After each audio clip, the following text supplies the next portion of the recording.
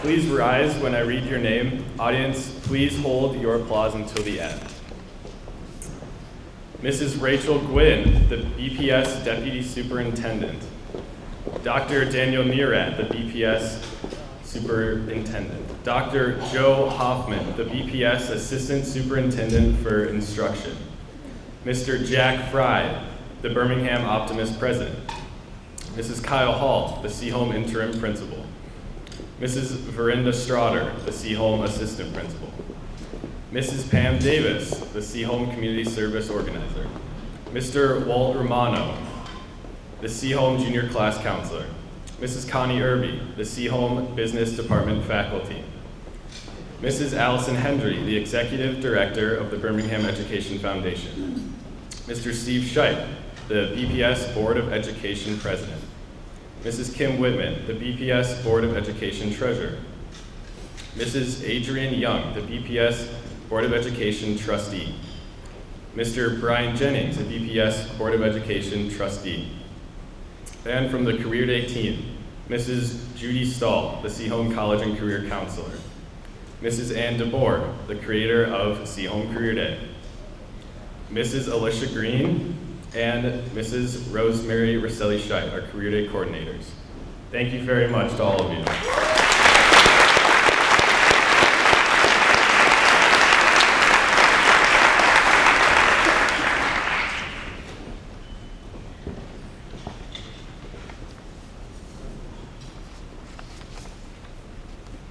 We could not have Career Day without our adult mentors who donate their time and host us at their workplace. It is really the mentors that make this event possible. All our mentors are listed in the program insert, but we would like to introduce those mentors joining us for breakfast this morning. Mentors, if you could please stand when I read your name, and please hold your applause until the end. Mr. David Fisher, General Motors. Mr. Michael Lipinski, Continental Corporation. Mrs. Liz Sellers, Dean Sellers Ford. Mr. Ross Rosselli, BASF. Ms. Kristen Armstrong, Kristen Cato Interior Design. Ms. Lynn Whitmer and Ms. Gia Scheidt, Whitmer Design. Mrs. Michelle Soroki and Ms. Joanne Mati, Soroki Architecture. Mr. Raymond Chikoskis, Landry Chikoskis Architecture. Mr. Joe Tash, TSA Construction. Mrs. Christine and Mr. Stephen Ramekers, Main Street Design Build. Mr. Dave Grant, Drug Enforcement Administration.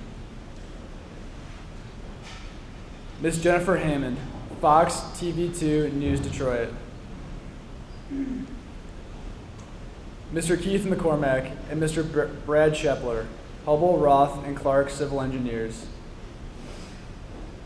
Chief David Pichet, Bloomfield Township Fire Department. Mr. Jeff Hockman, Bloomfield Sports Shop. Mr. Toby Buechner, Troy Gymnastics.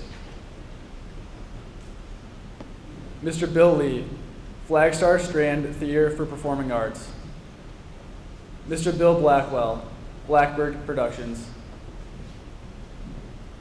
Dr. Alan Lewis, DePore Veterinary Hospital. Ms. Lindsay Halpin, Halpin and Associates Speech and Language Therapy. Mrs. Kate Bublitz, Bloomfield Hills, Eastover Elementary School. Ms. Donna Gross, Releve Core Bar Fitness. Mr. Rick Clare, Martech Group. Mr. James Ward, Donor Advertising.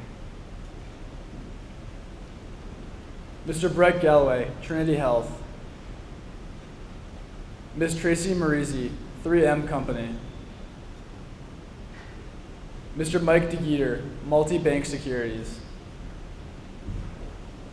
Mr. Andy Bittinger, PricewaterhouseCoopers. Mrs. Kim Ziegler, Corridon Elementary School. Miss Megan Lafferty, Megan Lafferty Photography. Miss Lisa Brown, Radiology Director, Henry Ford Hospital. Dr. Kevin Odell, Odell Family Chiropractic. Dr. Sumner Kamisa, Franklin Medical. Dr. David McElroy, Rehabilitation Physicians. Miss Amy Applin, Zosmer, August, and Caldwell Law Firm. And now let's have a round of applause for our 2017 mentors.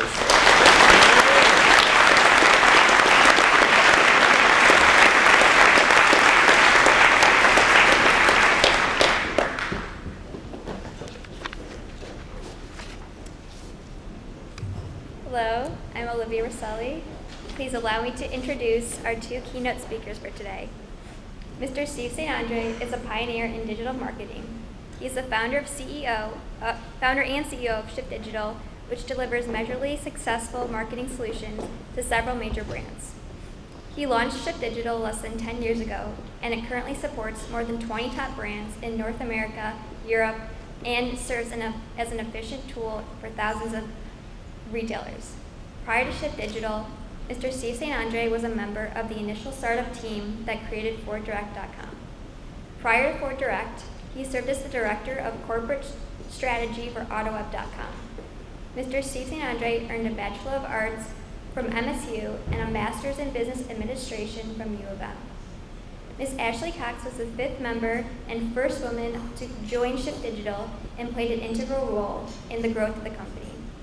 She oversees day-to-day operations, employee relations, and dealer support teams across the globe. Mrs. Cox's unique vision has assisted in shaping Shift's progressive and vibrant culture. Prior to joining the Shift team, Mrs. Cox contributed to the execution of multiple digital and traditional advertising campaigns while at a donor agency. She went on to become one of the early franchisees in Michigan to what is now very well known as the quick service food brand Jimmy John's.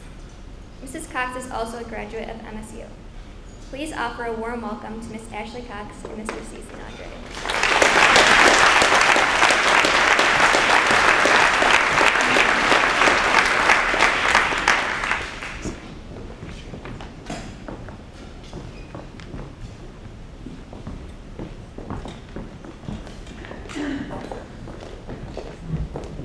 Thank you, appreciate it.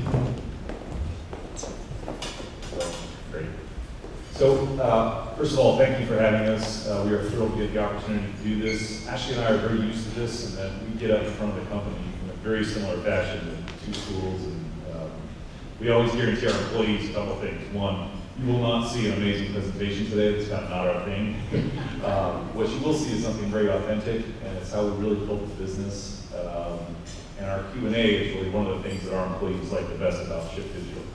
And generally, we look at an audience and they're slouching, the 22 to 28-year-olds are slouching and they're complaining about the food or something that we provided or, right, or maybe napping altogether. And this audience is amazing, right? You're all dressed up, you can feel the energy, and you think about your careers and where ultimately your life is going to go.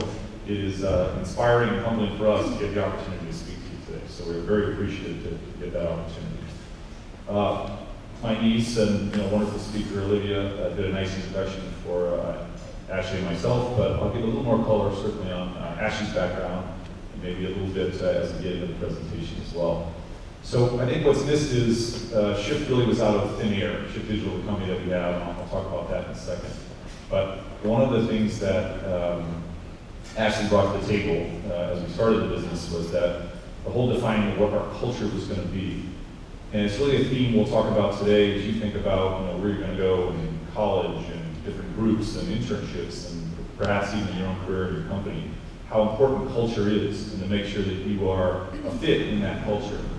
And I want to give Ashley all the credit in the world. Lydia mentioned she was the fifth employee of Ford, just absolute doofuses, including myself, that were in a room trying to figure out what this business was going to be. And while we were very good at certainly the business acumen side, Ashley is the one who essentially built the culture of Shift Digital, and it's been an amazing success for us.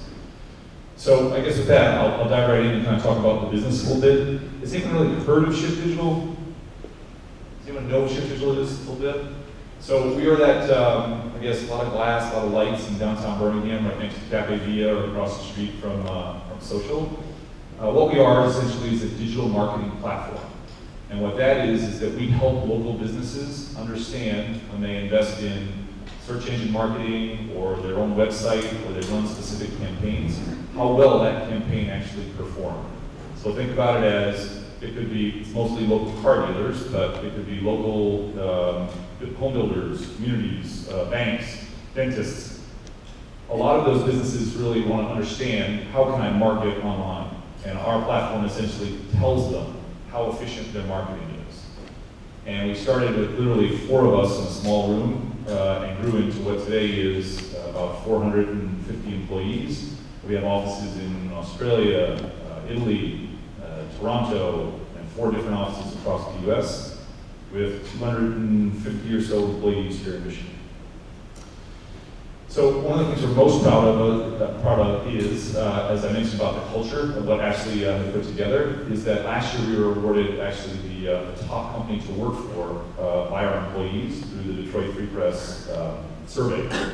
And what that is they ask all the employees via email of, all the different attributes of their job, work-life balance, their compensation, their actual work that they contribute to the business. And they came out and voted us as the top business in Michigan. So we were very proud of that, obviously, what we delivered right here in Birmingham, local business. So let me tell you a little about the origin of how the business started. So going back to 2008, which is, for most of you, certainly in high school, won't remember this, but this is right before the world kind of fell apart. There was a financial crisis, and it's probably the worst time to actually start a business, yet we were launching ourselves into what would become a very large business. But essentially, this is a picture here, I can see it up on the screen, of the actual office that we started in. So if you can picture just a small cubicle-based, 4 people in a room, developing software, working with the actual clients, and then poor Ashley in with these 4 guys that would eat our lunch in there every day. It was kind of a musical experience for Ash. And from that, we learned a lot of things, right? We learned the humility of, for us, it's all about the service to the client. And while we didn't have a vision of what the business would be, we figured that if we did good work every day and the clients appreciated what we would deliver, they'd come back and ask us for more work, and that word would ultimately spread, and we would find a way to get to more clients. You will never see Shift Digital, it's kind of our mantra, advertise. You'll never see me do any press. Ashley does very little PR and press. It's been a very organic kind of growth model where we try to just do good work, and we assume that that will filter through the rest of the industry. That's exactly what's happened. We support 33 different global brands today, and essentially we're responsible for about 34% of the vehicles sold go through our systems in some way, which is kind of a little known fact of this small company in Birmingham that started literally in that office, has grown into that much of kind of the ecosystem of the automotive industry. So I want to give you just a little sense of our backgrounds. We'll start with Ashley. Olivia did a nice job of at least speaking to what she has done. But I think the overall message here is that from where you're sitting, you can vaguely remember it when we were in those seats. But there's not necessarily one path. And you all have to determine what your path is going to be. And that may be several stops along the way. Yeah, definitely. We were talking here during breakfast, asking, what people want to do once they go to college and what their major is going to be, and kind of a common consensus is not sure, right? Lots of ideas, but you don't necessarily know exactly. And I think my timeline definitely shows that I had no clue what I wanted to do. I knew I wanted to go to Michigan State. Looking back, I don't really know why. I think I liked the campus, and I probably went to a fun party when I was a senior in high school and thought that was where I wanted to go. But it ended up being a great experience, obviously a wonderful education. But even when I came out, I still wasn't exactly sure of where I wanted to be and what I wanted to do. I knew I wanted to be in business. I knew that I wanted to eventually one day start my own business. But when you are 21 years old, leaving college, really at the end of the day, you just need some money. So I took the first job basically that I got because I needed to pay my car payment and do all the things that adults do when it comes to that time in your life. And I think the overall message is obviously going from enterprise to human markets to donor is there's no rhyme or reason with my career path, but what we're going to kind of show you today and I think talk about a little bit more is there are things that you can take away from every experience, and it's all about you at the end of the day. Did I want to spend my career, doing each one of these jobs leading up to obviously my ultimate career now at Shift? Not necessarily, but I learned something through each and every one of them that I was able to apply to the next thing. And all the while, I built my brand and was able to establish a reputation for myself to kind of be a great, worker or a hard worker or somebody that somebody would consider hiring. And that's really ultimately how I kind of stumbled upon Shift. Was I knew of Steve and a couple of the other guys from other life experiences, and they had no idea, what I did at Donor or how I ran my business at Jimmy John's. But at the end of the day, they figured, okay, she can start a business. She obviously, knows advertising, so let's give her a shot. And that's kind of how everything evolved. So my path is not dissimilar in that I actually grew up on the East Coast. I'm from Massachusetts. I won a scholarship to Michigan State. So the first day I was ever in the state of Michigan was my first day on campus. And again, I think Ashley echoes the same sentiment. I had no idea what I wanted to do or ultimately what I would become. The scholarship was through a hotel management school, and I knew I didn't want to be in hotel management, but yet it paid for school for me, so I really had no choice. And I think you learn that as you go through different stages of life. In some cases, you'll think you want to do a certain major, or you'll think you want to start a certain career, and it will affirm that. And you will feel like it's the best decision I've ever made. And you will continue on that career path. Other times it will affirm that that is not what you want to do, which was in my particular case at Michigan State, is that that was not the path for me, which was good. And then you go find the next path. And as you see from my career, almost exactly similar to Ashley. These weren't necessarily visionary paths that I knew this step would add a certain skill, and then I would move on to the next one. I think it was more of a function of this is the next best step of evolution, and what can I learn in this individual area. My path has led me across the country. It's led me to so many different organizations, all of which I've learned something. I've lived in Chicago, I've lived in San Francisco, I've lived in Philadelphia, I've lived in West Palm Beach, Florida.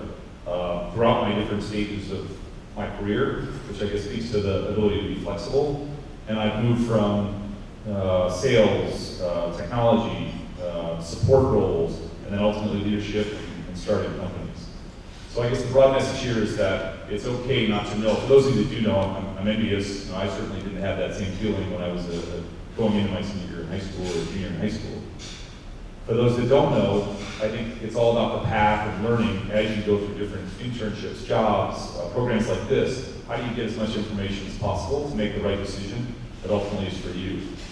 The other thing here is that nothing is forever. I think, certainly looking back at when I was coming through at your age, we were taught that you're going to find a career, a company, and you're going to stick with that company for long periods of time. And that's great, you certainly can do that. What we're seeing more and more, and we almost educate the folks that work for us, is that it's a very fluid process now.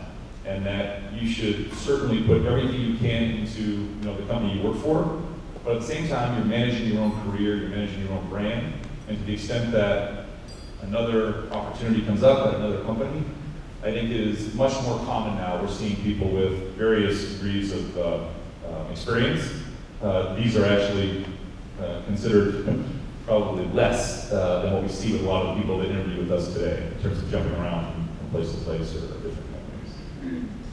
So a couple more points before we open up for Q&A. I really wanted to break down maybe 2 or 3 thoughts, and then we're going to have Ashley talk about maybe 2 or 3 things that we think about how we hire and what are the things you can do when you're actually in a company, whether it's your internship or as you move on to your career, of how you can differentiate yourself.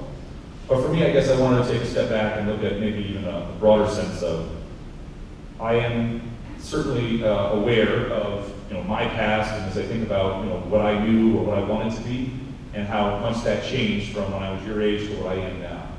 And that what you are today, as you think about, we sit around the table of I want to get engineering or I want to get into nutrition, again, I think that's great if that is the ultimate path you end up in, but it's okay not to know.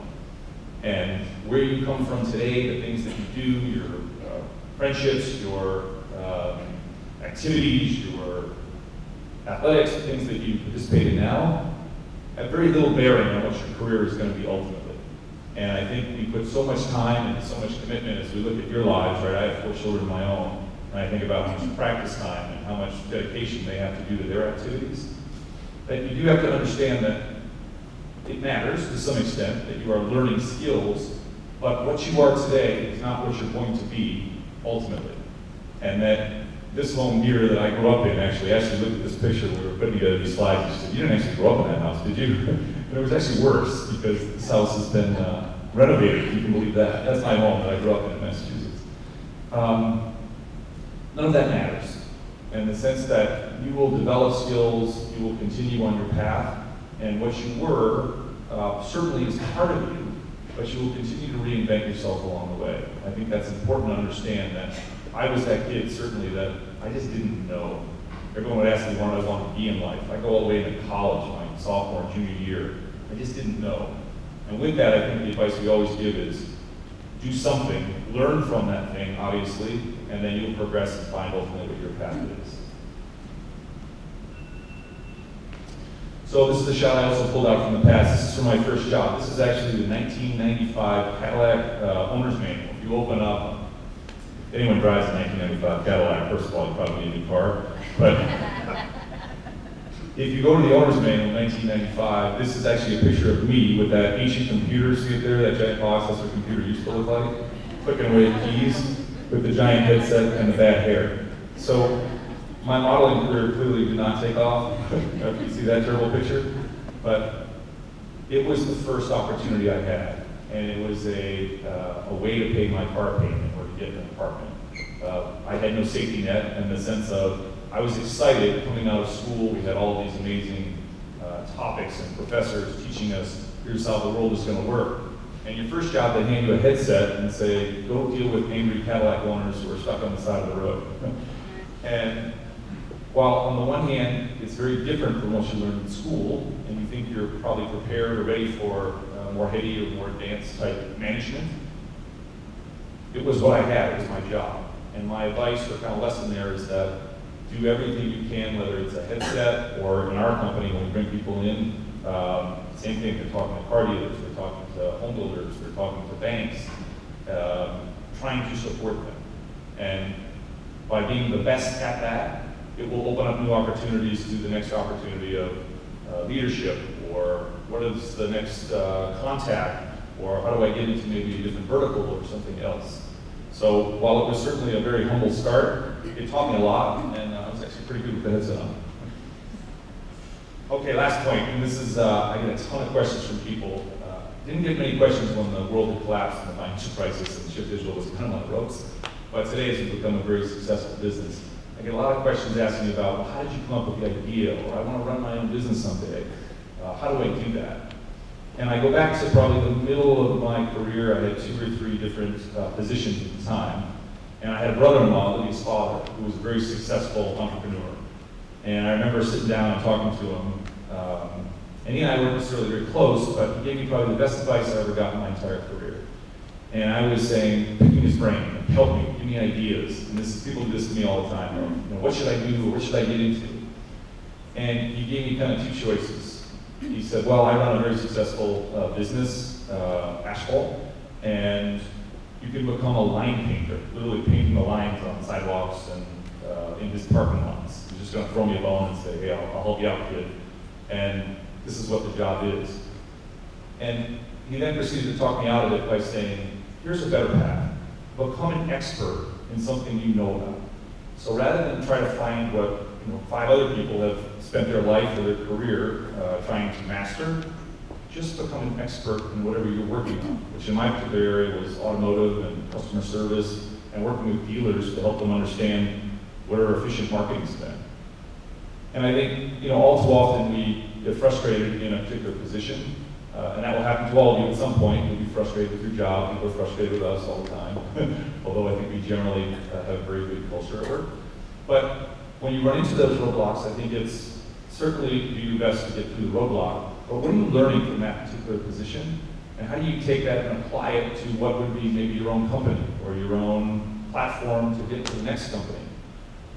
We constantly have to evolve our thinking to where we can add value to that startup that we're doing or the next company that we move to. And if I can give you any advice, it's the same advice that my brother-in-law gave me, which was become an expert in something. It could be the most mundane thing as you think about your careers, and it's probably you have amazing thoughts in your head of what you're going to become. And you probably never thought that it would be through customer service at car dealers that would lead you to build what is a very large software company. The best advice I can give you is as you see opportunity, that comes through becoming an expert in something. So let's transition to Ashley to talk about some of the things that we think about in Shift and what you can do certainly as you get into later stages of your career. Yeah, so we're trying to think through what are the things that, obviously you guys are going to experience your own life and your own kind of path, but what are the things, almost like the secrets that you wish you would have known, or I wish I would have known, going from where you guys are right now through the course of my career. And I think if you haven't had any marketing classes yet, or even just general classes about your own personal brand, you're absolutely going to have them when you go to college. And I never really knew what they were talking about, to be honest, when they talked about your personal brand, you got to build your brand, and no one really ever dumped it down for me to say, okay, but how do I apply that to my real life? And I think that's something where it kind of a light bulb went off, years later, where you can do that absolutely right now. You can start to focus on your brand and start to build that brand for yourself even before you're graduating from high school, when you're applying for your summer job, when you're interviewing to be the speaker at the Seaholm graduation. There's so many different things that you can do right now to start to affect that brand and prepare yourself for when you actually get into the job market. And I'd say the number one, or one of the top things, is your appearance. And that's something where we actually talk to our employees at Shift a whole lot about. And we don't have dress code at Shift. We don't tell people what they can wear, what they can't wear. If you want to show up every day in a suit and tie, you're more than welcome to be extra fancy. If you want to show up in sweatpants, that's your choice as well. But what we talk about is, even if you are in your sweatpants or you're kind of doing your day-to-day job, what if your client were to walk in that day for an impromptu meeting? And we have clients all over the place who love to pop into our office and have a meeting, outside of theirs and just kind of surprise us. And are you ready for that? And when you are with a client, if you're in your sweatpants, how does that affect what their perception of you is at the end of the day? So it's not necessarily that you have to wear, really fancy clothes or shop at the finest places. It's more of just kind of putting thought into your appearance so that you're always ready for an opportunity, make it present itself, on a whim when you're at Starbucks or when you're having dinner with your family and you run into a potential connection. And the second thing is your attitude. Attitude is the number one thing that we talk to our teams about and that we check ourselves with every single day. You can absolutely control your attitude in every aspect of your life, and you can ultimately control the outcome of whatever happens in your life based on your attitude. And we were going to have a slide in, but we kind of took it out of the last minute talking about adversity because it's a given, right? We all know, we've lived our lives up to this point, and things are going to happen that you think you're controlling something that happened that just is beyond your control that you can't affect in some way. And it's all about your attitude and the way that you look at it. Are you going to look at it as a positive or a negative? And even sometimes it's a super negative situation, the way that you operate and the way that you handle yourself in that situation can kind of flip the tides and you ultimately can learn something from it. So that's all part of building your brand as well. And the last part is, I'm sure you guys have heard this 1,000 times, but it's so true, who you associate yourself with. And I love to say, and I tell people this all the time at Shift, I personally work with some of the smartest, most talented people that I've ever met. Some of these people are like just crazy mathematicians who, talk about algorithms and they whiteboard things and I have no clue what they're talking about, but I love that. I love being surrounded by people who are motivated, who are driven, who even on the days that I don't want to do something or I'm tired or, I don't feel like it that day, they make you aspire to be better and to be greater at your job. So it's all about who you surround yourself with, and obviously it can go the complete opposite as well. If you are with people who aren't super motivated or who don't want to do their homework or get good grades or apply for a summer internship, then you're probably going to start to kind of teeter down that path as well. So it's definitely about, your overall perception, your brand is how you carry yourself, your attitude, and ultimately the people that you're with on a daily basis is all of what other people's perceptions of you are.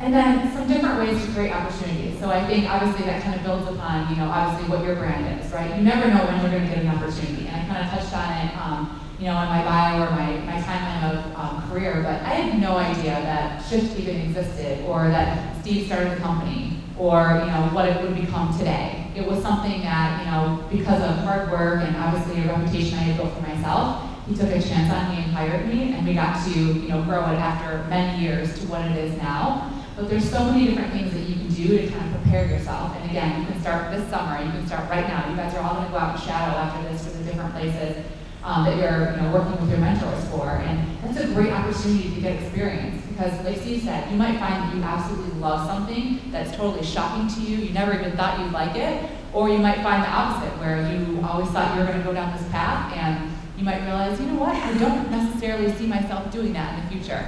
And all of that is okay, but the more life experiences and professional experiences that you have are going to kind of help you better determine what it is that you like and what you're actually really good at. And put the word out. I don't know if it maybe just took me longer than the average person to realize this, but the power of communication. And I'm kind of old, but they didn't have, social media, or Facebook was just invented when I think, at my first job. So I didn't really use it, I didn't know what it was. It was still on college campuses at the time. And you guys know that, right? You guys are the experts at putting the word out, kind of getting your message across, showing, the world what it is that you're up to.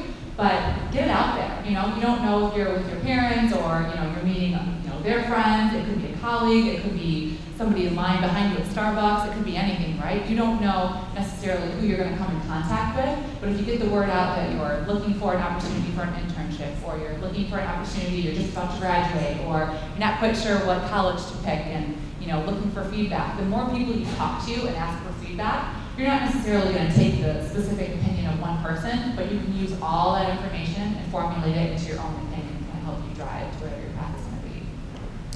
And last two, I know are so self-explanatory, but we have Isabel in the audience today, who is a Seaholm alumni, and she is our talent acquisitions manager at Shift. And she shows me constantly, so she is the reviewer of her and the recruiting team, all of the resumes that we get. And we get thousands on a yearly basis. And it's really difficult, right? Because it's very daunting, where how do you get noticed to an employer just by submitting a piece of paper and convince them somehow to call you back, right? And what you don't want to do is have typos on your resume, or formatting issues, or grammatical errors. And I know you've probably heard that 1,000 times, and you're going to hear it all through college, but it is crazy and mind-boggling the amount that we actually see that come through. So I would say, don't just proofread it yourself. Have your counselor, have your teacher, have your parents, have multiple sources proofread it for you to kind of help you finesse the language, or make sure you don't have spelling issues, or make sure you have your contact information on it. We get, I don't know how many of those on a yearly basis of people that, it's a beautiful resume, we actually really want to call them, they forgot to put their email, and they forgot to put their phone number on it, so we have no way of getting a hold of them. And then lastly, I think just being professional. Obviously, all the brands, building your brand and kind of putting yourself out there, and your resume, that all contributes to being professional, but in all forms. So touching back on the social media thing, I think it's something where, if you guys don't know, I will tell you that we look at that as employers. We absolutely go back and we look at different Instagram, Facebook pages. We want to learn more about potential candidates that we're interviewing, because all day long people can come in, they can be great speakers, and they can tell us all the things that an employer wants to hear. But before we make that final hiring decision, we want to see, okay, what are they all about? What do they do? Do they do the things that they say they're actually doing? Are they in the activities that they say they're in? So just be cognizant of what you're posting out there, because we'll go back all the way sometimes to high school, because it's all there and available. So employers do look at that. So just be cognizant of what you're putting on social media and the different things that you use. One thing that was shocking to me, kind of going on the opposite end of it now, being on the hiring and recruiting side, is also the extra information that employers get from you or about you. And I think this is stuff too that you guys can start to think about and be cognizant of right now. Is employers check your background. They do a criminal history background check. They do a credit score check. They will check to make sure and verify that you actually went to the college that you went to, and they'll check your references. So I had no idea that in my first couple jobs that any of that was going on. But it does, and I think it's something that's kind of a tip or a secret that I wish I would have known, or at least just been aware of at the time, especially now, again, with social media and all the different things, that you can put yourself out there for. Just be aware that that is happening, and you want to start right now, this day, setting yourself up for success. So when they do go back and check your employment history or whatever it is in the future when you apply for that dream job, you're not going to have anything out there that's going to prohibit you from getting that. And then lastly, we talk a lot about this at Shift too, it's just kind of differentiating yourself. So it's not enough anymore to go out there, have a great interview, get the job that you are looking for, but what happens after you get the job? We get this question, I get this on a daily basis from the employees at Shift, and they are, a couple years out of school and working at Shift in some cases for a couple months or a couple years, and they want to know, how do I get ahead? What do I do? There's a sea of people here that, have now at this point the same experience as me and the same knowledge. What do I do to set myself apart? And it's so funny because we've talked about this a lot where from afar, it's so easy to see and it's not that hard anymore. You don't necessarily need to be the smartest person in the room or the person who has all the answers for everything, but you've got to have a couple different set of skills that you can apply today, that you can apply in your future job or your summer job that will help you. And that's just being helpful and being a positive person to be around. I'm sure you guys have had people that have helped you before in different things. And if you're that person who wants to help others, people want to work with you and they want to be around you. And looking for someone to emulate. That's something that I've always done in every job that I've had, is trying to find somebody who is, 1, 2, maybe 3, however many levels above you, and focusing on that person, getting to know them, understanding how they got to be where they are, that in their career, asking them questions, kind of obviously, again, formulating your own opinion about how you're going to do it, but learning from somebody who's kind of been through it and can help educate you a little bit more on what it is that you need to do to be successful. And asking questions and learning more than just your role. So we see this all the time. There are a lot of people that come into Shift and they do a great job at their job, but they show up, and do their job and they kind of check out and go home. But there's also a whole other set of people that go completely above and beyond, and they are amazing at their job first and foremost. They also help others. They've got a great attitude. They want to learn more. They're asking me if they can help with anything. They want to learn more in Excel. They want to do all these different things. They're outside of their immediate role, and that's all stuff that is building a great brand for them and a great reputation. But it's also kind of opening our eyes to, hey, when we have the next management position or next open role that they potentially want to be promoted into, they might be one of our first choices because they're showing us they're demonstrating the ability to actually be a leader and be a great manager or whatever it is they want to be in the company. And lastly, the two are working hard. It kind of goes without saying, but it's not necessarily that you need to work 18 hours a day and kill yourself to be the absolute best. It's just being smart about it and being cognizant of all the different things we talked about. Being that helpful person, being the person that people trust to help them solve a problem, being a problem solver yourself, going above and beyond versus what your peers are doing. And being positive and patient. And this is probably, if you take anything away from this today, I know you guys are getting ready to apply for college in the fall, and there's a lot of pressure and a lot of things that you have to think about. But just know, just like our career backgrounds, and I'm sure if you talk to your teachers and your parents, you'll hear similar stories, that there's no one direct path to get to where exactly you want to be. If you work hard, you have a great attitude, you do all the things that we just said, you're going to get there. It's going to take time. You have to be patient. You're not going to roll out and be the CEO, start a company, year 2 post college graduation. But you will get there, and you're going to be able to take all the skills that you've acquired in every role that you've ever had and be able to apply them to do whatever it is that you need to do. Hopefully that wasn't too preachy. So we'll take questions or any thoughts or anything about business or anything we can advise on. Happy to do it. Always the plan, my niece. Someone's got to start. It's just like our company meetings too. Everyone's quiet for a minute and it gets rolling. Nobody can complain about the food. It's not our fault. So we're juniors applying to college in a few months. When you receive resumes, how much influence do you think where you went to college, or I don't think you write this, but grades and all that stuff? How much influence do you think that has? It definitely matters. I don't necessarily think the specific location of the college. It depends on your industry too. It is great when your grade point's listed and it says the college and they got a really high grade point. I think that's something that subconsciously you do think about as an employer. What we also look for, and I think that's where right when you first graduate from college, you're not going to have a lot of experience, right? And we know that at Shift for some of the positions that we hire. That's what is expected. But then we go ahead, a little step further and say, okay, what do they do in their activities? What do they do in college? There are so many impressive people that work at our company that did things that I didn't even know existed in college. They started little small businesses. They did case studies on different businesses. They were part of a, science team or whatever that is. So it's not necessarily, all dependent on your college, where you went to school, and your grade point, but I think it all is part of the package. But it's how you apply your time, how you manage your time, and all the different things that we did. I think we definitely consider. Yeah, I would certainly say don't get so focused on that in school. We all do it.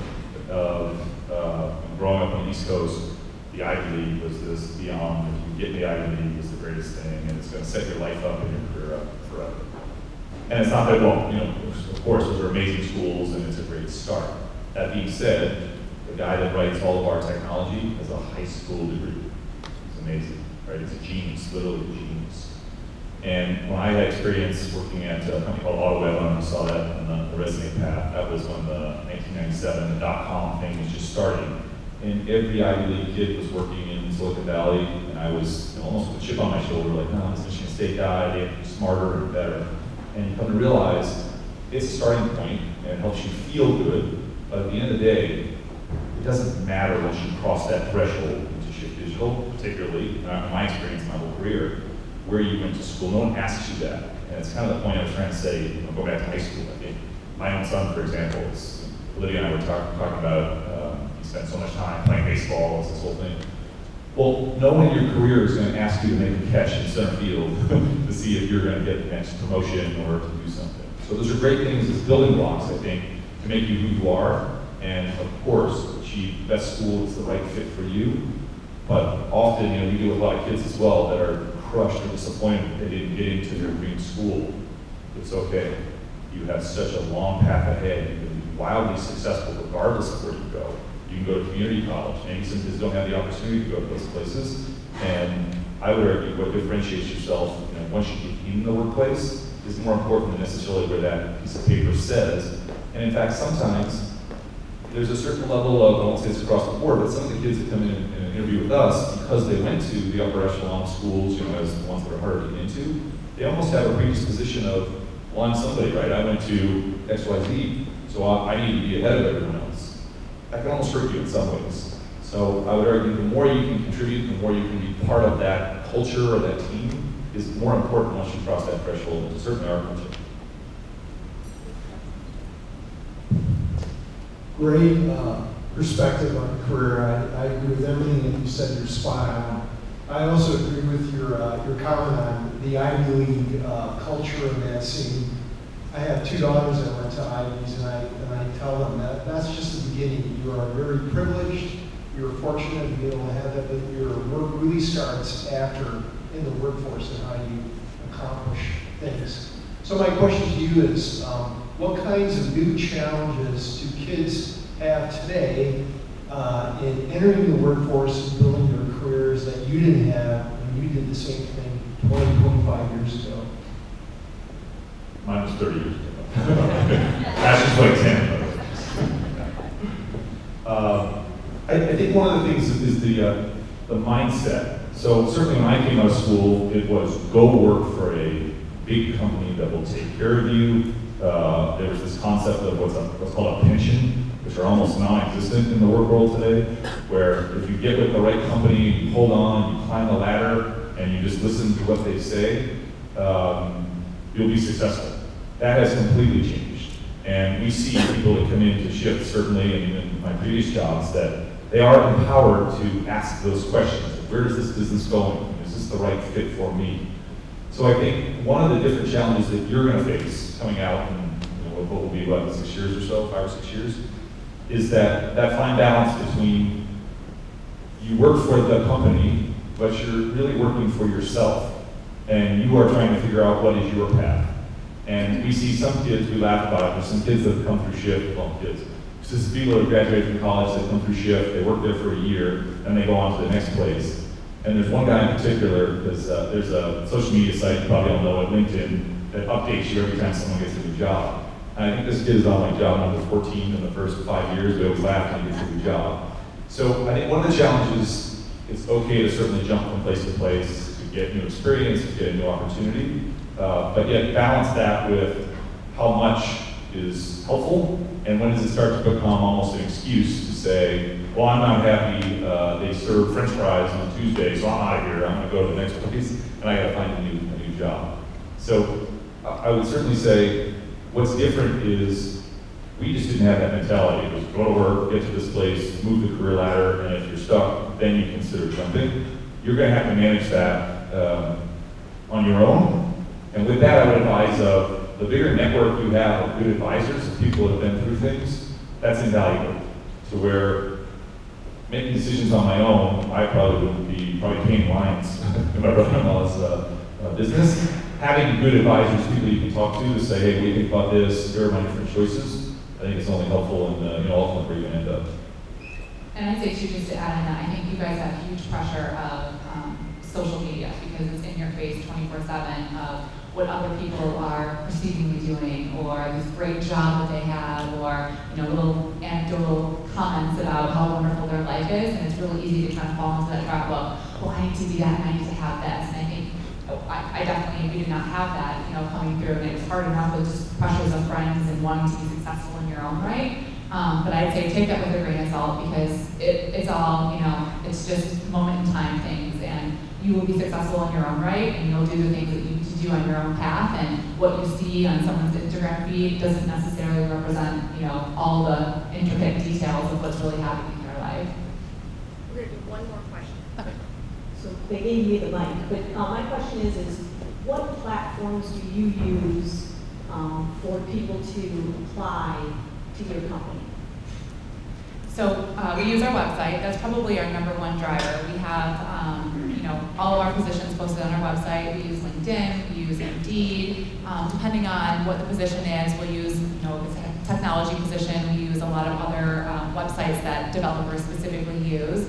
We use social media, we use Facebook. We use every channel out there, depending on what the role is and what we're looking for. So it's not like a one-stop thing. It depends on what it is for that particular position, what market we're looking for, what specific skill sets, and then we can go out there and pull. But I will say, and that's another thing that's really changed with, LinkedIn and all the different tools that we have available. There's so many ways to apply for a company, and there's so many ways for companies to actually notice you and to, go out there and look. So that kind of goes back to the be careful about what you post because companies may be just trying to find great candidates on Facebook and they stumble across you, but you want to be careful with the things that you have on there and be showing yourself in the best possible professional light as well. And don't be afraid to ask.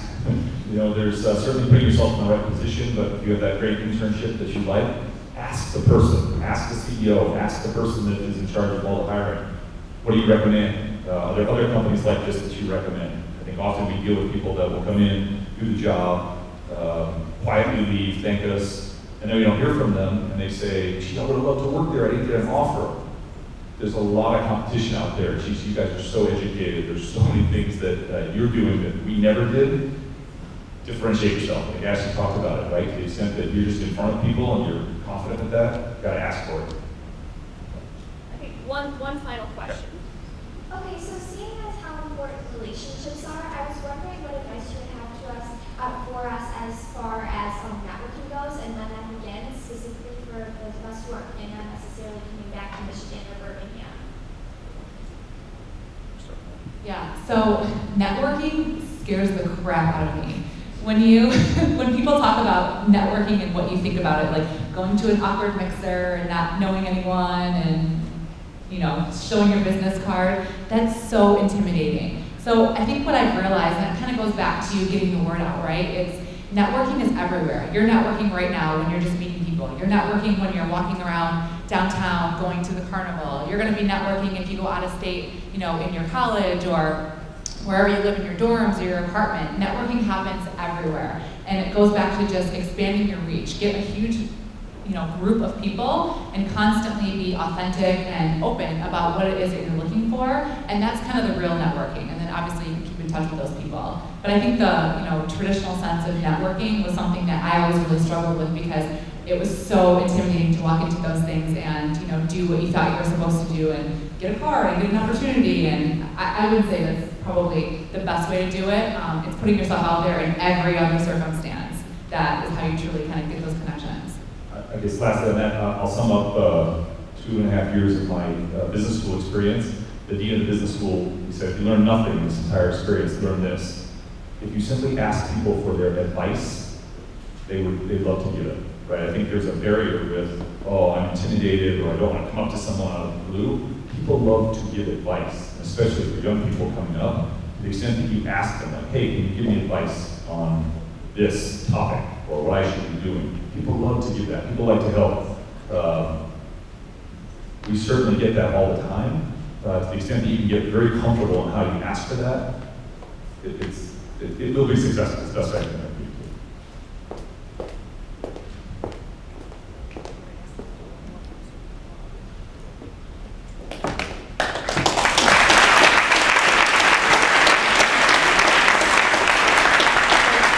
Thank you very much for that wonderful presentation.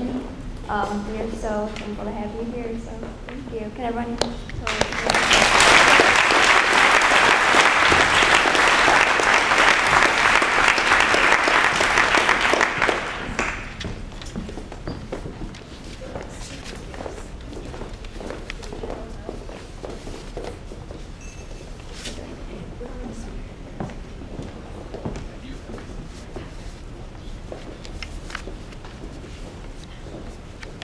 we'd like to present these gifts.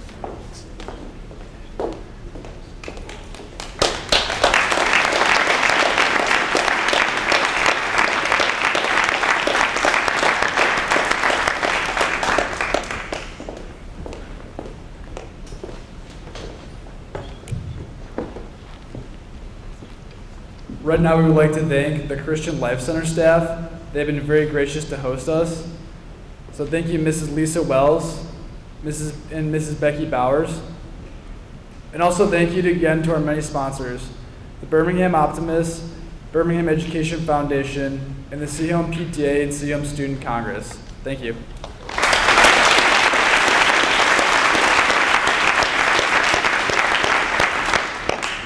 We would also like to thank Mrs. Scheit so very much for all the hard work she does. If you'd like to come to the stage and from a gift from your co-chair. Thank you so much for all your hard work.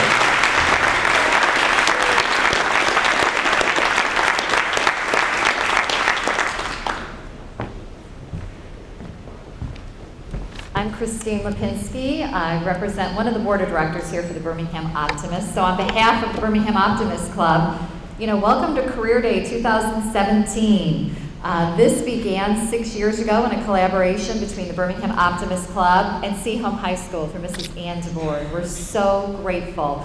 She told me today when I asked how this all began, she said she saw a need. She saw a need for students in the junior class to have an opportunity to experience a career and get out there and kind of figure it out. And so she created this to fill that student need. I would say that you're a very privileged bunch. As far as I know, I don't know of any other high school that offers this opportunity. Mrs. Scheit works tirelessly, hundreds of hours connecting with mentors. And if you're a mentor here, I need to tell you something. She only takes highly recommended mentors, and she looks for the best and the brightest. And so if you're in this room, know that you are the best and the brightest. And these kids are so privileged that you're sacrificing today to really invest in them. It is a true privilege and a true honor, and we really thank you so much for that. Again, I'm Christine Lipinski. I'm the parent of 5 children, 4 Seaholm grads and 1 Seaholm junior. I'm married to Mike Lipinski, sitting here at the head table. Lifelong best friend, partner, and to this day continues to be a great mentor to me personally. In addition, Brooke, hey, shout out, Junior, back there dying of embarrassment. Your mama loves ya. Woohoo, she's my baby, kid number 5. Woo. In addition to representing the Birmingham Optimists and the board of directors, I also represent a parent who in the last 6 years has launched 4 kids through college. So, did I mention that my husband and I both went to U of M undergrad and grad? So let's just start by saying the good kid went to U of M, the fun kid went to Western, and the bad 2 are at MSU. So that's my story, I'm just kidding. But all 4 engineers, I've watched this process as they've gone through Seaholm High School, and they've had to decide what are they going to do with the rest of their life. I've been living it day in and day out for the last 6 years.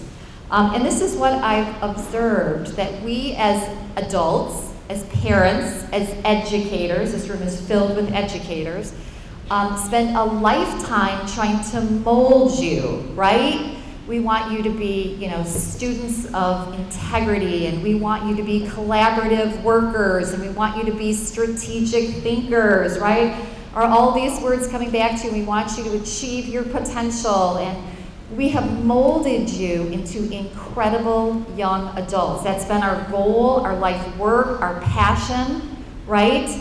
And we've done that. Now we've molded you. And sometimes in the molding process, we need to pause, and that's where we pause now as juniors in high school, launching you out for career day.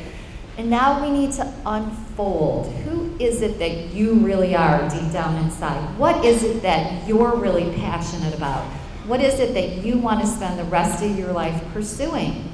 And so I encourage you to kind of think about, what are your natural strengths and abilities? What are those things people say you do better than anybody else does?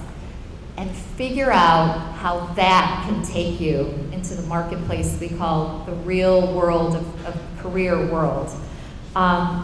We had a moment in our family. It was torture.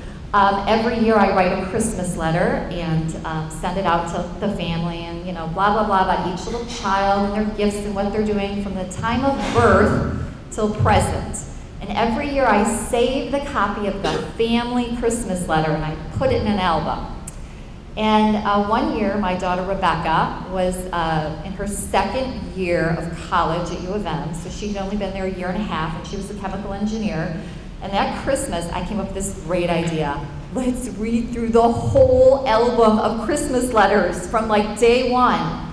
And as we reread those Christmas letters, year after year after year, Rebecca's our super artistic. Rebecca's our creative little girl. Rebecca's got incredible art skills, super creative. And she looked at me after we read, 20 of these letters, and she said, "Mom, how come you never told me? Why didn't we do this before now? Oh my gosh, my passion is really art." And it was this moment, right? And that moment inspired her to change her major from chemical engineering to mechanical engineering, where she could use that artistic skill in more design and drafting. And she graduated December of this year and has a phenomenal job with Toyota as a design engineer, using her artistic passion in addition to her engineering skills. So my encouragement to you is that in the hustle and bustle of junior year, it's kind of easy to get lost, right? In junior year, you're taking more challenging classes. You're hoping to get a parking pass. Even harder than getting the parking pass is parking in the lot after you have your pass, right? Getting in and out of that parking lot. You're preparing for the SAT, or is it the ACT, or which one is better, and which should I take, right? You're learning how to write college essays, right? You're learning how to be junior jumpmen, right, from field day. How's that going for you guys? You're maneuvering open lunch, the responsibility that is very similar to like the college experience, getting yourself out, getting yourself back, being on time. You're doing college visits. Really? You have to walk that far in college? Really? You have to walk that far in college, so get used to walking. You're attending junior, senior prom. I got to attend this year as an adult chaperone. If you didn't go this year, you must go next year. It's a phenomenal event. I want you all to be there. You're watching and learning from the senior upperclassmen. I'm thrilled that we have 3 of you in the room today, so that you can carry on all of those traditions for next year. But in this hustle and bustle, I don't want you to get lost. I want you to really take today to think about your true passion. What is that thing that you kind of sort of knew about yourself your whole life? And explore that. Today, you're going to have a mentor that's going to really pour into you. I encourage you, if I'm allowed to say this, to stalk them. Look at them closely, ask them questions, observe everything they're doing, get the most that you can about this moment. If you're not already on LinkedIn, today's the day. Sign up, because guess what your first professional connection is going to be? It's going to be the mentor that you're sitting with today. You need to develop a LinkedIn account and connect with them. So we have great expectations for you today. We have great expectations that you're beginning that journey of finding your way. And so on behalf of the Birmingham Optimist Club, we're just honored and thrilled and look forward to this beautiful day ahead. Thank you.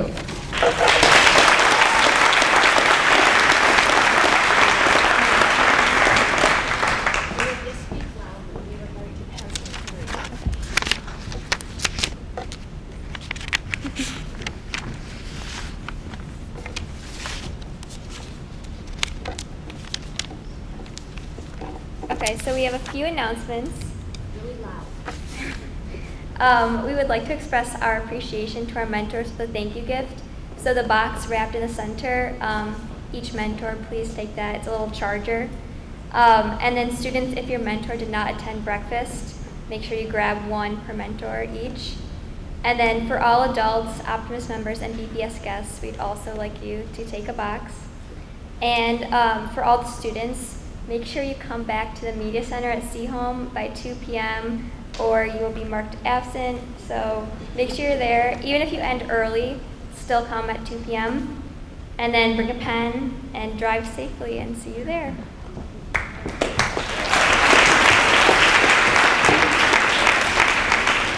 We have two traditions at the Birmingham Optimist. We end every meeting by giving our special guest the world-famous Birmingham Optimist coffee mug that has our Optimist Creed printed on the back. So for today, I have 2 for our speakers and 3 gift mugs for our student leaders who all did a wonderful job, and then a mug for Rosemary Roselli-Scheidt, who tirelessly worked to coordinate our mentors night today. So if you can step forward and receive your gift.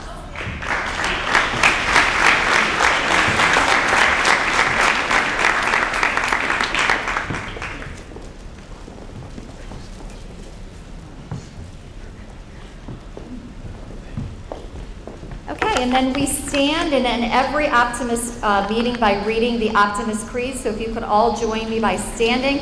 On the back of your program is the Creed. Promise yourself to be so strong. Join me in saying this. Promise yourself to be so strong that nothing can disturb your peace of mind. To talk health, happiness, and prosperity to every person you meet. To make all of your friends feel that there is something in them. To look at the sunny side of everything and make your optimism come true. To think only of the best, to work only for the best, and to expect only the best. To be just as enthusiastic about the success of others as you are about your own. To forget the mistakes of the past and press on to the greater achievements of the future. To wear a cheerful countenance at all times and give every living creature you meet a smile. To give so much time to the improvement of yourself that you have no time to criticize others. To be too large for worry, too noble for anger, too strong for fear, and too happy to permit the presence of trouble. Thank you.